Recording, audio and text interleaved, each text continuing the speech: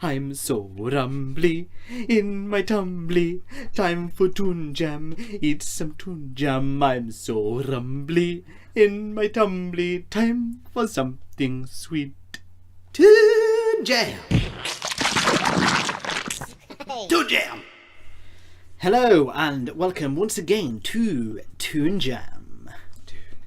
I am Matt. And I'm J-Man. And today we are delving deep into the heart of the 100 Acre Wood. And we are watching the new adventures of Winnie the Pooh, a Disney cartoon that I have no doubt many of you are aware of. But this is not the original film. It's not the OG Pooh. No, this is the animated series that ran from 1988 to 91. So delving into the 90s as we are wont to do.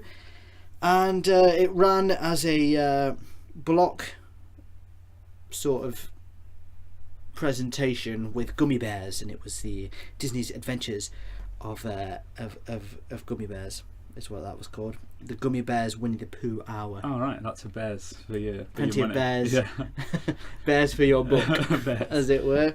Yeah, Bears. so it ran till 91, like I say, and then they just reran the honey out of it until the cows came home, basically, and just kept showing the same episodes because it works. that's how it went back That's then. Those were the days.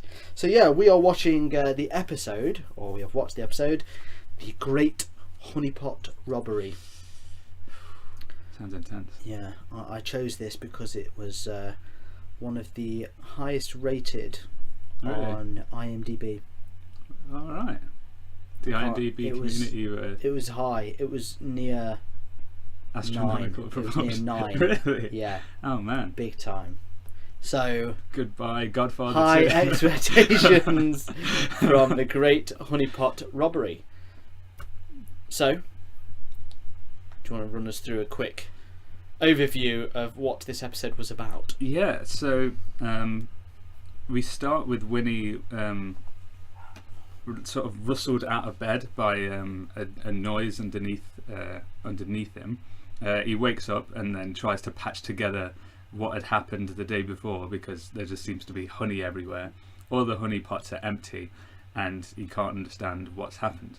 The mystery begins. It does, yeah. Suddenly we know there's missing honey and he is hungry. He has a rumbly and a tumbly, Which he often does. he does, yeah. So I mean, it's not entirely. So and then we've got the setup for where we're going. But what has happened to the honey? That's the question. So he goes. He leaves the house and basically goes to all the neighbours to try and get some honey, but they've also not got any honey. All of their honey pots are also empty. All empty. So what has happened? Nobody knows. Nobody knows. But someone, Rue, is convinced that he saw a mouse. Yeah. Yeah. Well, there was like there's something going on under his bed. Wasn't Yeah, there? There was some Kanga said talking, it's some just a very mouse. loud voices actually for saying they were trying to be sneaky, and so it turns out there is some thieves in the midst. Yes. And eventually they figure out that there are wurzels and heiferlumps. Heiferlumps and woozles. Woozles, sorry, yes. Woozles. A pair actually. So Yeah. one a woozle heiferlump and one a woozle. heiferlump. Yeah. And they have an ingenious plan to steal everybody's honey, in which they basically wait underneath everybody's bed until they're asleep, and then take their honey. Take their honey. Once they're discovered, they're kind of they have a bit of a scuffle, and they're sort of run out of town, only to return with a giant, giant weasel, and he is giant. I thought until they revealed his face, I thought he was a dinosaur. Yeah, so he's did that I. big. He's got like a dinosaur. He's got dinosaur foot. feet. Yeah, I think that's what they were going for. Yeah, and he's like taller than treetops. He's this enormous woozle.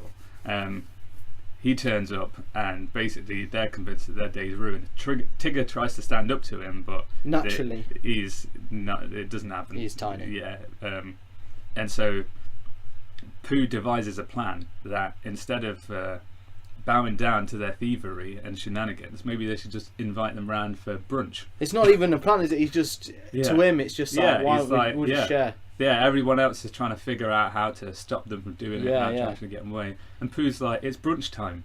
Let's have some brunch. That's what he keeps saying. No, brunch fest. Brunch fest. Yeah.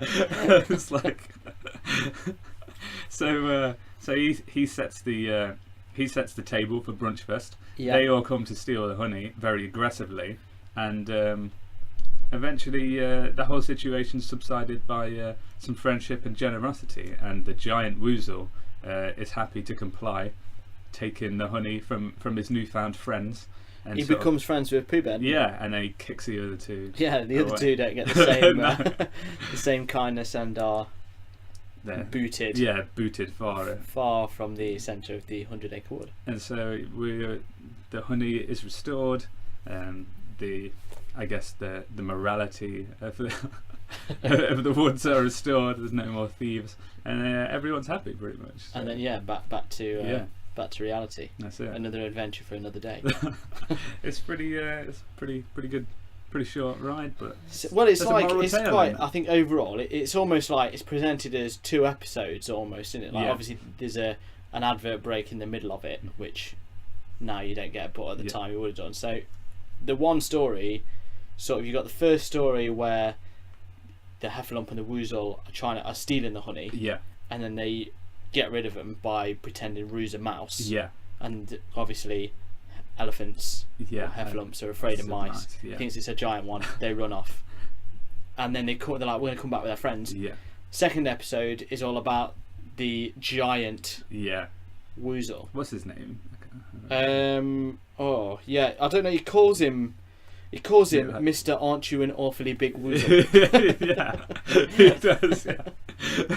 Whether that's his name, I don't know, but that's what Pooh Bear calls him. You got to think as well. This is before Jurassic Park.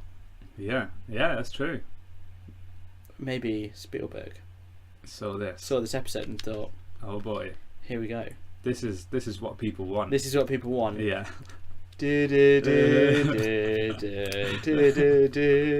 Maybe John Williams or maybe both of them watched it. Yeah, composed that theme to the episode of the bang, Woozle foot stamping down. He was in such awe of the giant Woozle. Like this, I didn't until he said it was a Woozle. I didn't know it was a Woozle. No, because he looks very. I don't know what's going on. No, it's like some sort of giant man dinosaur. Yeah, with like a weird tiny bunny head. Mouse. Bunny head with strange ears. He's definitely a mix of. Because the Woozle as well is just a weasel. Yeah. The Heffalum's like a toy elephant. Yeah. This is weird. This is weird. You don't ever see Heffalumps and Woozles until this series. Really? Yeah, they never actually. They were like, they talked about them and they were scary. Yeah. But they never had any characters in them. So these were made for this series. Oh right, okay. So obviously, I imagine they could crop up. Yeah. Every now and again, and they're like the classic series villain. They're the Team Rocket of the 100 Acre Wood. Yeah, that's really cool though. I like that, and it is weird, like that whole thing of like some of them seem to be actual animals, and some of them are obviously toys, which is always kind of like, what's the deal there? But it's never really. I don't know. Addressed. I don't know. I mean, the original stories were based on. So you got A.A. Milne was the author of the original books, and it was Christopher Robin was his son. Yeah. And they were his son's toys. Yeah. I don't know how many of them, because he used to go to the zoo a lot, I think. Right. So I don't know how many of them were just animals he'd seen in the zoo, and how many of them were his toys. Oh, I see. Yeah. I don't know if that's why. I'm. Yeah. This is all speculation, guessing. But I don't. I think that's possibly why some are weird and some are not. But I like that it's just normality there as well. Like no one just really, goes on. Yeah, and that's it's just like, oh, that guy's made out of fluff. Yeah. Because Pooh says at some point that he's just made of fluff. They're like, show him what you're made of, and he's just like, oh, fluff. Yeah, I do like it. It's yeah, it's weird because it's set in England, Mm. and usually it's fine just because I mean we know they're American, but Yeah. Christopher Robin is an English. Yeah. In this series, he wasn't. Right. Like you don't see it in this episode, but So yeah, that's a bit odd, isn't it? yeah. He's an American kid. I guess they just couldn't be bothered to get an English kid. Yeah. He does do sort of a posh American accent, Yeah. but yeah, this is That is a weird slightly one. lazier, I suppose. Yeah. That does happen with stuff though. Like Yeah, the, they do. Like the regional things. So like, I suppose it's like you know Beauty and the Beast, isn't it? Where it's Yeah. just like they're all meant to be French, but like only Lumiere. they're has not. an Yeah, accent. yeah, Like- exactly. Yeah, and it's like a really put on accent into Yeah. it. So yeah, I do find in this Winnie the Pooh, is far more enthusiastic than he is usually. It really. Yeah, Yeah. His character is weird. He's smarter than he is usually, Right. and he's far more enthusiastic. It's very weird watching it when you haven't seen it in a long time. Yeah. And if you watch Noel, because usually he's a bit just like, he just goes about his day, goes with the flow. Mm. Something will happen, and he just sort of is a bit oblivious to it Yeah. because he's the bearer of very little brain. But Yeah. in this, he tends to solve all the problems. Yeah, and, yeah. I mean, in this one, like he's like the smartest one there, isn't he? Yeah, definitely. The rest are all just dead stupid. But usually they're all just dead stupid because they're all just toys. Christopher Robin's that role, so obviously Right. Christopher Robin's not in this episode. Yeah, so they kind of had to Yeah. give Pooh a bit more of a brain. Yeah. So Yeah, Yeah. that is an odd one. But But he still kind of seems a bit like. I mean, he's still It's a got bit Winnie the cool. Poohisms about Yeah, him, hasn't he? That's the thing. definitely, yeah. And there's still things like because he's run out of honey, Mm. he's just like, oh, I'll go and get some off Rabbit. Yeah. And Rabbit doesn't like giving him his honey, and he's like, oh, we always share each other's honey. And Rabbit's like, well, he says we always share each other's honey, but I don't often have any left. And it's just like he's just one of them people, isn't he? That's like, Yeah. oh no, I'll give you some of mine, but Yeah. I've not got any. And it's like, well, it's fine saying that, Pooh, Yeah. but it's a one-way relationship in reality. It's pretty funny though. Yeah, I liked because they thought it was mice. Mm. I like their trap. Yeah. That they set, It which was is just a pot of honey surrounded by mouse traps. Just like, and then they decided to just put like patrol around the Yeah. mouse traps. Like that was gonna work. Yeah. And didn't one of them get caught in it as well? I think What I think the happens in Woozle did. in Did the the end. Wee actually yeah, works? I think he kind of stood up one or something, and then the Heffalum's like, "Oh, I want one. I didn't get he one." does. Yeah.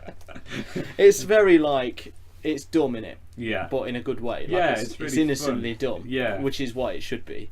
They've That's got. it. I think they've got that quite well. Yeah, it really feels like it's like something you'd watch as a kid and just thoroughly enjoy. Like there's no. Yeah. I think the darkest moment in it was where like Ruse says to his mom like there's something under the bed, and she says like, oh, it's probably just your dreams waiting to pounce. And I was just like, what? What? It's a very weird line, Yeah. isn't it? Like, what does that mean? What? It's like the most terrifying, ominous answer. Disappears after that. Like, oh, cool. I guess I'll go back to bed then. Like, So I mean, we don't get a good go off all the characters in this episode, but you get obviously Pooh. yeah, Tigger's in it more towards the later half. Yeah, He yeah. does his classic nothing up to him, nothing up to him, and then when it comes to it, he nothing. When it comes to the crunch. unsuccessful. Yeah, Or just gets like they keep getting thrown at a tree, don't they? yeah. All of them. That's well funny. Yeah. He just slapped the branch. Yeah. Everyone Just like dink, dink, one by one. I mean, Piglet's in it a bit. He's just scared. yeah, Obviously, we've got Rabbit, Rabbit, as we yeah. said before, and he's trying to come up with some. He makes a big sign, doesn't he, saying Yeah. "honey this way," yeah. which is this is what honey this way. Hmm. The giant woozle comes, Yeah. and Rabbit's like, "The honey's that way," Yeah, and then he just walks through the sign, yeah, and he's like, "He can't read." yeah. Yo, what are you talking about? This guy can't read, and it's like, "Well, he just told you." Yeah. It's like, yeah, can he not that's hear weird. either? I suppose he's quite high up. Yeah. Yo. They're a weird pair, the flipping Heffalump They and are, aren't Woozle. they? Yeah, like some Yeah. sort of dodgy back alley. Like they look like they look like they belong in Victorian London, Yeah. but they sound like they belong on the streets of New York. Yeah. They sound like they were like extras in The Sopranos. Yeah. There's really extreme versions. Yeah, you see a bit of the owl as well, don't we? And Yeah, Gopher. Gopher's in it. Yeah. Like he builds walls to block. Yeah. And the first one's like just a sort of 3 bricks wide, stupidly tall wall, and then when Pooh's like, you could just go around it. He's like, around it. He's like, Around it. He's like, you didn't give me no specifications, and then just covers the entire tree in bricks, doesn't he? That made me laugh. Yeah. And he's like, what about the windows? Yeah. And he's just furious, isn't he? Just not happy with what. Like, he's done his work. Yeah. Like he's. And then I love that the best way I'm pretty sure they do this in every episode when they want to get rid of him from a scene because he's too obstructive and too angry. You just have him fall down a hole. Really? Yeah, just the go-to. It's like, we don't want him here now. Fall. The falling and stuff was funny, like the slapstick of Yeah. it, like how Pooh manages to trip and fall like directly on his head. And, like it's amazing how it's like so dangerous. It's just daft. I liked when so you got Tigger in it Yeah. a fair bit, like we said before, but when he was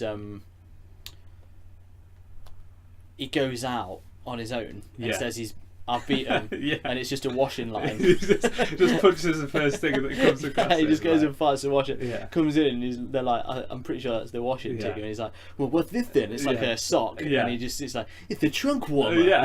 It's like, puts it on his Still nose. convinced. And it's just like, oh, Tigger. Eeyore's not really. He's not in this episode, No, he's is he? not, is he? No. Which is weird because he's like one of the main. I think they have sort of Pooh, Tigger, Eeyore, and Piglet are like the 4 main ones. So it's weird that he's not in it. Yeah, that is weird. I wasn't kind of expecting to see him, but then it kind of, the episode stuff. Yeah. I mean, that's fine. sense. I suppose he Yeah. just didn't fit in anywhere, Just so he didn't use him. I guess is he just kind of like he's like just the guy that kind of moans about everything. He's just like manic depressive. Yeah. Basically the saddest man alive, or So I guess donkey he'd just alive. be upset that he he was just like in some sort of depressive coma when he woke up and there was no honey. Yeah. Well, I don't even. He probably just doesn't have honey. Yeah. He lives in like his house is just like some sticks in a triangle. It's like a doghouse but worse.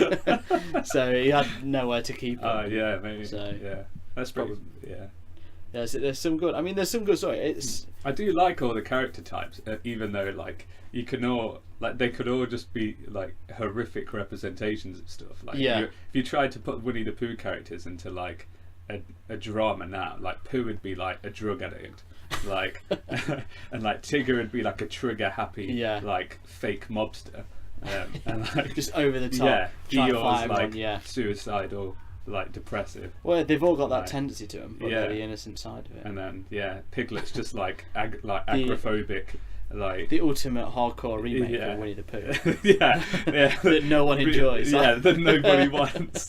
This is it. I'm gonna get Christopher Nolan on the phone, and we're gonna do like ultra realism Winnie the Pooh. Yeah, where it's just like no innocence whatsoever. This is it. But that's the thing. Like all of these things could be horrible, but the way that it's delivered, just pure, just filled with innocence. It is. Everything's so happy. And it's just blissful, and it just. I mean, this is sort of that early, obviously late 80s, early 90s, but we finally left He-Man, Thundercats. Yeah. Sort of that exact same.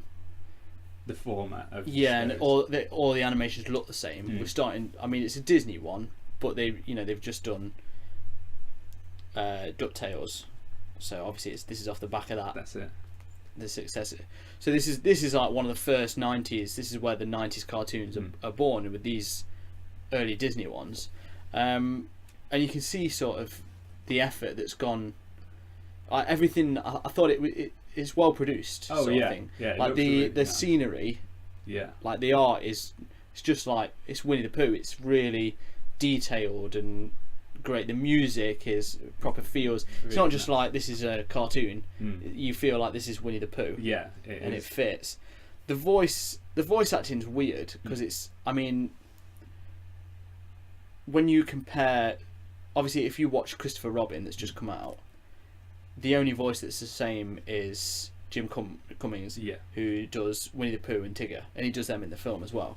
But if you compare his voice in that compared to his voice in this series, they sound completely different. Really? Yeah, and you can see how far he's come. Because in this, they're not actually that close. Right. Like, they're close enough for this. But like I say, Winnie the Pooh is really enthusiastic. He sounds off. He sounds too upbeat, like almost. Like just a bit too aware, right? I guess. And then Tigger's closer, but there's still something just slightly different. Like if you listen to the original ones and then listen to these, you would be like, I can tell it's a different person. Yeah. Whereas now you're like, oh, yeah, it is a different person, but I could barely tell, only because you've said, sort of thing. So it's interesting to see how far they've come. The evolution of it. Yeah. But then there's a lot of voices that people will probably remember from this because, like I say, it was rerun so much. Yeah. And they'll have seen this probably before they saw the film. Yeah. Because even though it's only a few years, it's like always on TV. Yeah. And the film isn't. That's it. So.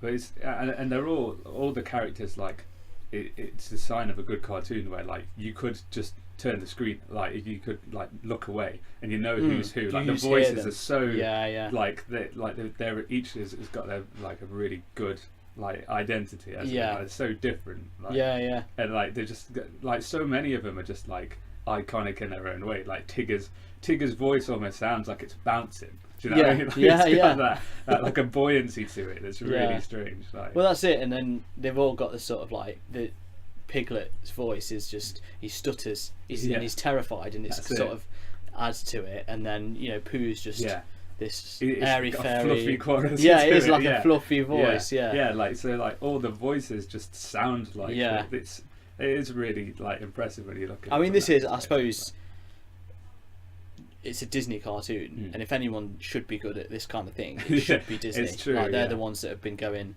the longest, sort of thing. They're the ones that have got the pedigree. Yeah. So it needs to be better, doesn't it? That's it. And so it could easily be Pants. Yeah. And it isn't. No. That's so. That alone is pretty good. Yeah, definitely. Somebody else could take this on, and it'd be a different show altogether. Yeah, like that's the thing. Like where they decide to put the effort in, like you can really see it, can't you? Like if this was another show, like all the characters sound the same, the backgrounds look like as simplistic. Like, and that like all of that just makes a massive difference. Because when you're watching it as a kid, like you might not appreciate all those things, but those little things eventually become the reasons that you're like, I never really liked that show. That's the nostalgia factor, isn't it? Yeah. Stuff like that. Like when you like just hearing the music and seeing the background gives you that warm feeling. Exactly. Like even without the episode, it can just start and you're like, I remember this. I feel really happy. That's it. Fully gets you in there. Yeah. And then there's the theme tune, which to make a theme tune after it's weird that they didn't just use the Winnie the Pooh song because. Everyone Winnie the Pooh, Winnie the Pooh. I would have thought but they used some like late 80s like gotta get up, gotta get going, gotta see a friend of mine. He's round and he's fuzzy, I love him because he's just Pooh Bear, Winnie the Pooh Bear, and it's got this really daytime music feel to it, which is really actually a crap theme tune. But I grew to love it knowing it was because when I first heard it, even as a kid, I was like, what's this stupid song? This isn't Winnie the Pooh. But then as it goes on, you're like, oh yeah, Toon Jam. Toon Jam. So, crunch time. Yes, it has arrived. It has arrived. So, here on Toon Jam, we have a flawless rating system. Thumbs up. Mm-hmm. It's good times. It's all honey for me. Thumbs down. Heffalumps of woozles, mate. You know what I'm saying? Yeah. And shaky middle is dreams waiting to pounce. Dreams waiting to pounce. Who knows? Is it good? We don't know. It's okay. It's okay. It's okay. So, as always, we start with you, Mr. J-Man. Mm-hmm. What is your view on Winnie the Pooh? Well, I did go in quite. I was prepared to be upset because Well, yeah. it's quite an old one in a way. It kind of looks old, but Yeah. it's just the style as well. And Well, this is something we didn't cover because it's so pointless to cover it. The font is very old-fashioned. yeah, quite, yeah. Mm. And I mean, on first impressions, I see that and I'm like, oh, Comes no. up to say it's like this, Yeah. and it's not like a good old-fashioned. Like it doesn't look like the book. Yeah. It looks like something from the start of the 80s. That kind of old-fashioned. So it's it doesn't. I wasn't given a great impression. Nothing immediately. dates something like a font. Just true. It's true. Think about that, guys. Yeah. Next time you're choosing your font. Go Think ahead. of sorry, that carry date. So, and I think I did watch bits of Winnie the Pooh, but I was never like a hardcore Pooh fan. Yeah. If that's what they call themselves, I assume so. on. So, but I did. It was fun. It was innocent, as you said. Yeah. It definitely had its own. It's got its own sort of atmosphere to it. I mean, when you consider so gummy bears, Yeah. which we've never covered before, but vaguely remember gummy bears. Mm. A show about bears in the woods, Yeah. completely different. Yeah. A Completely different thing feel. altogether. Yeah, and Yogi Bear even. Yogi Bear, Yeah. different. Different altogether. This was this had its own thing going. Yeah. And it was fun to watch, and it did make me laugh as well. And I think those the characters the characters are sort of they're down so well that it was just enjoyable watching. I think at that point you can sit and watch them in any situation. So for me, it was a thumbs up. Thumbs up. Thumbs up. Yeah. Surprising for you. Yes. Within yourself. Not for me, because I am what you call a Pooh fan. Yes. I've always been a big fan of Winnie the Pooh. One of my favourite Disney animated films. Yeah. Really. Something to note, yeah. Wow. Surprising, but true, perhaps. But yeah, because I think it's like you say. The characters. Of everything we've watched, this is a character piece. Yeah. Do you know what I mean? It's just about the characters getting on together, and it doesn't really matter what they do. A lot of the charm of Winnie the Pooh is the characters, the way they react to a certain situation, the way they speak. They use all the wrong words, but assume that they're the right words. And they have these. You can see how it's like one of those things where you can see why they think things the way they do, but you can also see it's so wrong. They're wrong. Yeah. So, one of my favourite bits in say the original film, and probably it must be in the book as well. Piglet, his house outside says "Trespassers will," and the sign's being broke, and he's like, yeah, that's because my granddad was called Trespassers William. And actually, just that innocent humour where you're just like, I can see why a kid might think that, but obviously we know that's so wrong. Yeah, and it's just things like that, the innocence, and they say, like I say, the words are all wrong, but you know what they mean. Yeah, it's and just that's nice. kind of part of being a kid, isn't it? Just like making up the word as you see it. Yeah, and it's like you say, it's just that fluffy feeling. You watching it, and it is just happy. Yeah, and a day in the 100 Acre Wood would get rid of every problem you had. You'd just be like, oh yeah, actually, it's a beautiful world. That's it. Sort of thing. It is like, it just drains all that kind of stuff. So it was interesting watching this because I've not watched this for ages. Obviously, I watched it when I was a kid, but it was interesting to see how different it was from the characters that you know so well from Disney stuff. So they'd almost changed their own versions of these characters slightly to fit I suppose the way the episode works. But it's not enough for you to be like, what, that's wrong. It's just like, oh, that's a bit different. And like I say, that stuff with Pooh, it's weird, but it's still good. And I'd say thumbs up, because it's cool that they've created it's like a weekly episode type thing where you've got actual heffalumps of woozles in, which you always were like, what do they look like? What are they? And then they have them in this, and then it's always like, oh, you've actually used them. That's weird. Like, even though you always talk about them.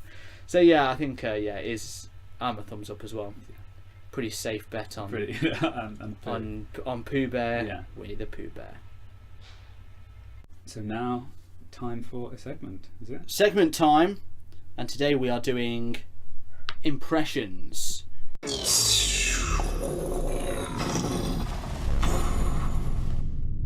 Well, that certainly made an impression. So, who is the... Today's impressionee? Well, I don't know. How do you want to do this? Do you want to pick someone, or I don't. Should we do the same one? You can do whatever. Okay. All those iconic voices. All those iconic. And now let's ruin them. Yes, in that. So, what shall we do? Tigger then? Yeah. Okay. Tigger. Okay. So what shall we say? Something like I'm trying to think of something you might say. What's he saying about the? Well, you could just be like something. That's what Tiggers do best. Yeah. So pontificating. That's what Tiggers do best. Yeah. Okay. As always, you go first, and then I'll do your impression. You do your impression, right? Right, saying right. Let's try and think of some Tigger. Pontificating, well, that's what Tiggers do best. Yeah. Okay. So you got to do it. Do you want me to do it again? Yeah. Okay. Pontificating. No wait. Pontificating. Well, that's what Tiggers do best. Okay.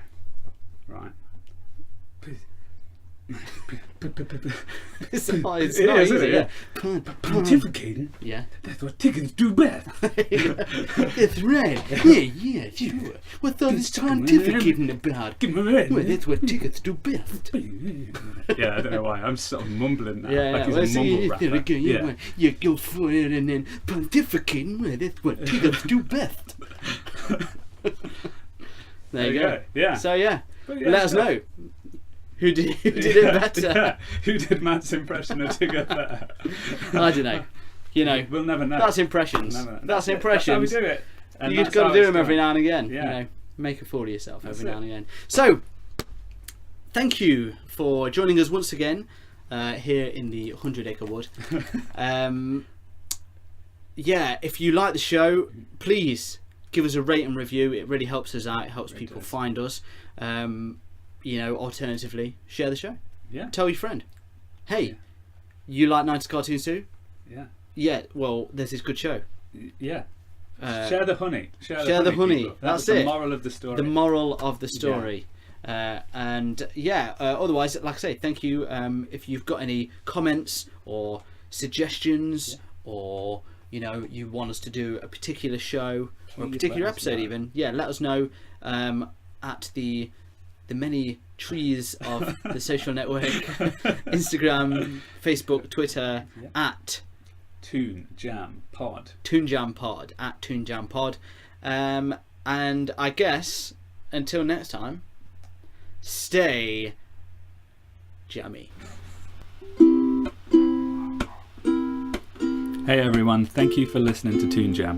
And if you want to continue to help us out, you can help us by jumping over to our Patreon page, which is patreon.com/toonjampod. And if you can rate and review us everywhere you listen to your podcasts, so on iTunes or on the Android apps, that'd be a massive help too. Thank you, and stay jammy.